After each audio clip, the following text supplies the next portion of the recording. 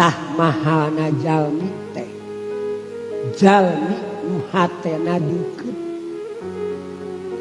jalmi nu hatena salawasna aya alohat. Para waliullah baheula pupusna teh sabaraha.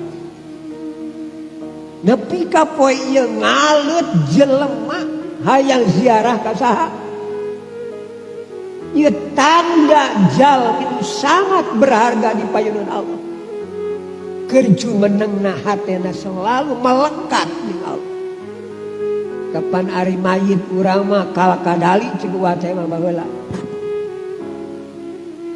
Mayit bangsa urang mah seperti mayit kadal.